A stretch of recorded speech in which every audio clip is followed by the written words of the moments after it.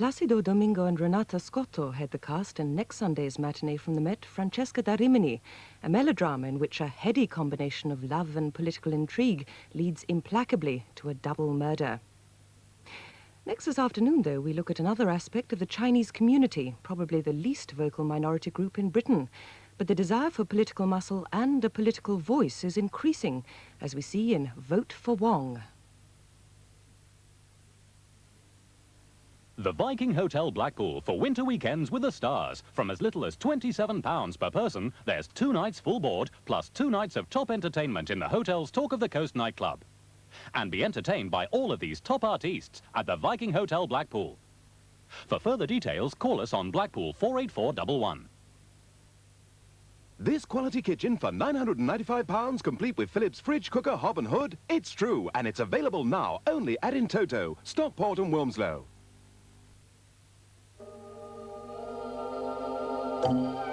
This car is built by people who have never been on strike, in a factory where no one has ever been made redundant, by a company where the managing director dresses the same as the men on the line. This car has a 100,000-mile or 3-year warranty. We suspect these facts are not entirely unconnected. Transform the appearance and value of your home with St. Helens Glass replacement windows and doors. Fully installed in an average semi for only £10 deposit and only £6.85 a week. You won't find better quality or value anywhere in the Northwest. Dial 100 and ask for free phone St. Helens Glass now. St. Helens Glass has the class. You can afford. Appleford's Cluster. 2 deliciously crunchy and 2 delightfully chewy snack bars.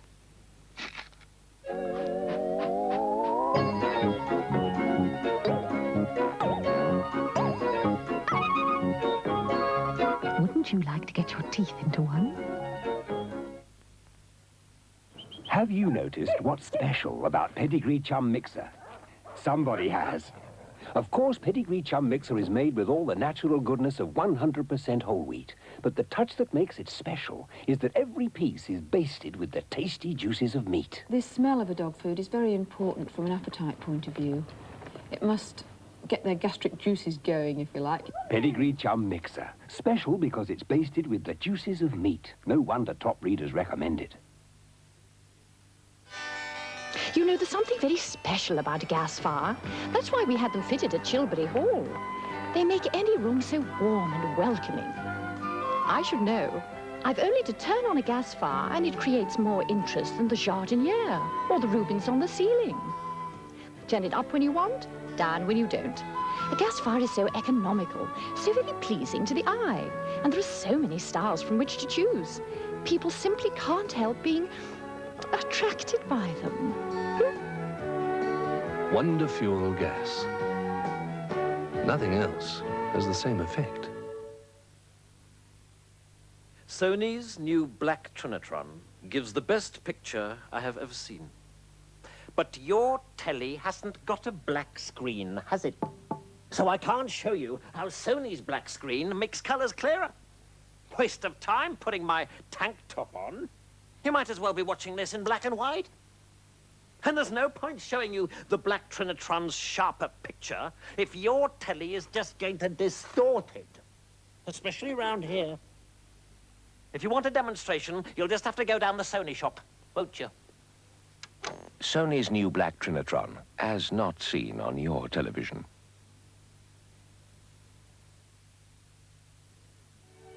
Starting tomorrow, the 11th Hour presents a documentary series which looks at the state of welfare. The first programme traces the development of the welfare state and considers life in the future without it. Those who can afford it will enjoy private welfare services, while the rest will be forced to make do with what little remains. Farewell to the welfare state. The first of 3 documentaries begins tomorrow at the 11th Hour on Channel 4.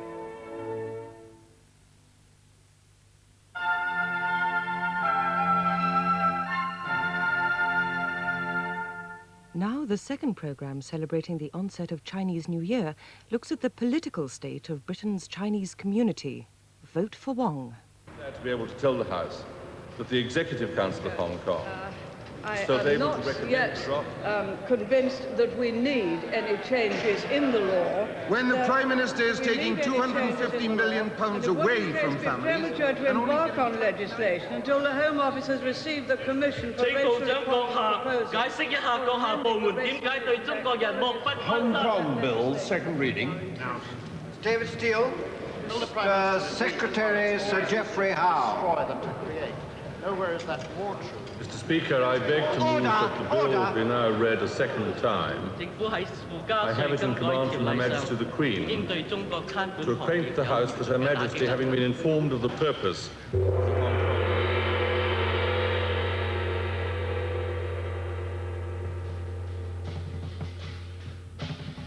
Soho, Chinatown, in the year of the ox. It's been a prosperous and jubilant year for the businesses in Chinatown, who are celebrating London's official recognition of its existence.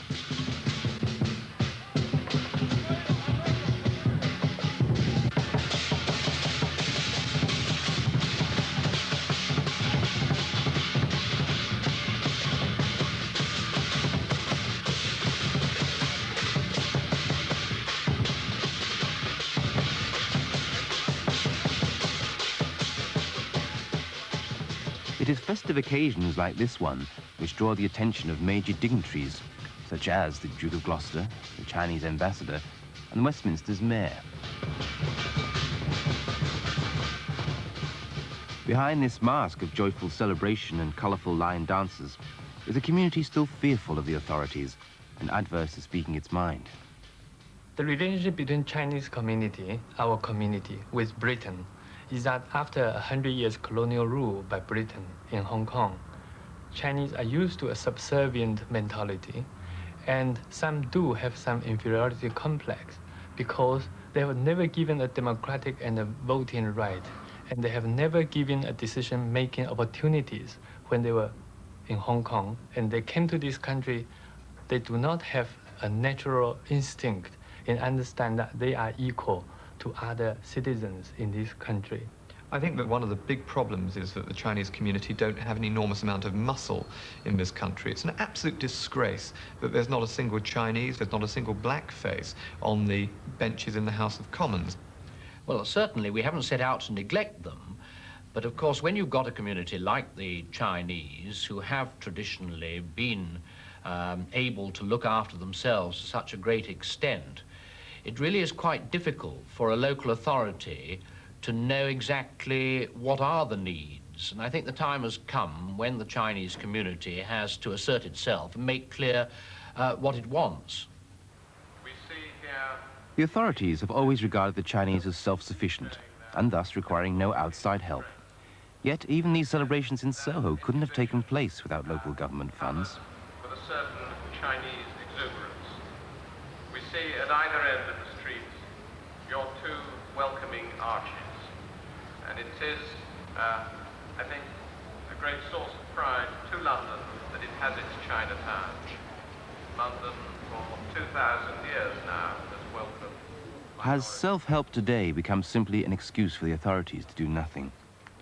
A parliamentary report published in 1985 confirmed that the Chinese, despite their contributions to Britain's economy, have received far less than their fair share of government funds.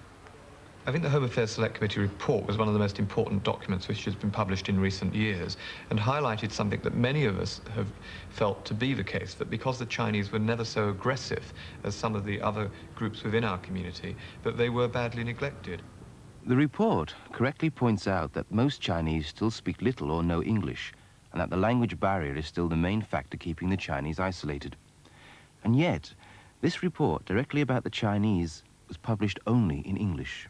You really have got to assess your priorities, and I'm not going to criticize the decision of Parliament that this particular report couldn't be published in Chinese. What I am saying is that we are well aware that certain information published by government may be of such importance to the Chinese community that it ought to be published in Chinese. But if this report isn't important enough, then what is? Because of the language barrier, traditional associations like Kung Ho in Soho have found it doubly hard getting public funds. Founded almost 40 years ago as a mutual aid society, Kung Ho relies almost exclusively on its own fundraising efforts and donations from the Chinese. An exhibition and sale of paintings from a famous Chinese artist is one of the ways Kung Ho is raising money for the education of their children. 初初我哋籌備時已經曾經向過當局已經申請過，同佢哋請求佢哋資助，但係咧可惜咧就我哋都係冇得到啲乜嘢嘅幫助啊，只係少部分嘅我哋學校嘅叫做running course。 I think a lot does depend on the community itself. Take, for instance, the funds that do go from the Home Office itself. Now, of course, we dispense funds under Section 11 of the Local Government Act as a result of applications made by local authorities after the local authorities are supposed to have consulted with the local communities. Now, if the Chinese community in a particular area is concerned that money is going for all sorts of purposes, but it's not going to meet particular needs of the Chinese community, then it's up to the Chinese community to make absolutely clear how it feels and to make plain that it wishes to be consulted before this money is spent. In simplicity, the rate and the tax system in this country is just like a membership fee for joining a club. The Chinese who paid rate and the tax through hard working hours, they just, like any other British citizens, paid their membership fees, but they're not able to extract same eligible rights and welfare benefits. 佢哋認為我哋咧就以為我哋中國人咧就係有好啲問題可以自己能夠解決，因為我哋本身話已經有咁耐歷史啦，已經能夠做得咁好啦咁同時而家會話我哋咧而家購買後舍係一個叫做pirate property， 佢哋應該你哋自己去籌錢，又唔應該向呢個政府嚟攞錢。 Frustrations at having their demands ignored have resulted in a political awakening amongst the Chinese. At the forefront of this are the efforts of educated Chinese, who feel the Chinese should be represented at the right levels of decision-making itself. Soho, where the Chinese work in large numbers, is perhaps